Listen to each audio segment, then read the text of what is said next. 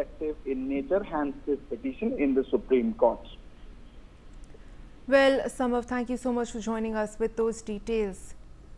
Meanwhile, the Trump administration, in yet another hard move against India, has announced the revocation of its waiver of sanctions over the Iranian port of Chabahar in almost 10 days, terminating a special waiver granted to India in 2018.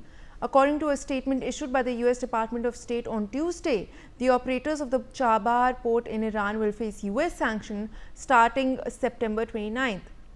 Additionally, consistent with President Trump's maximum pressure policy to isolate the Iranian regime, the Secretary of State has revoked the sanctions exception issued in 2018 under the Iran Freedom and Counter-Proliferation Act for Afghanistan Reconstruction Assistance and Economic Development, effective September 29, 2025.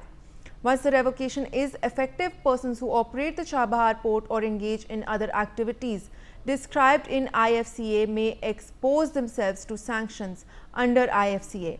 This is what the State Department's principal deputy spokesperson Thomas Bigot said in the statement.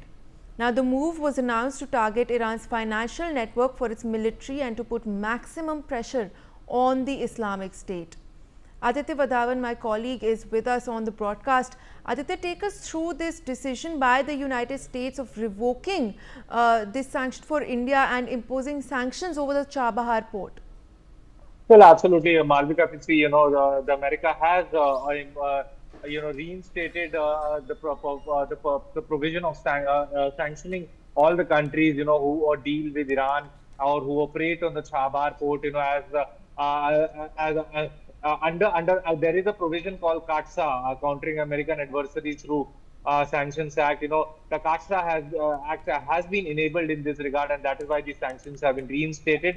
Now, since India has signed an MOU, with Iran as far as this development of the and other developmental projects on the Chabahar are concerned, now India will have to rethink its strategy as to how to go forward as far as its developmental projects in the Chabahar are concerned, and it needs to be seen from here on, Malvika, how things unfold in this scenario, because Trump has been giving such some mixed statements as far as this is concerned. Malvika. Well, of course, Aditya, thank you for joining us. But let's now shift our focus to some more breaking updates that we're receiving. The Central Bureau of Investigation has filed charge sheets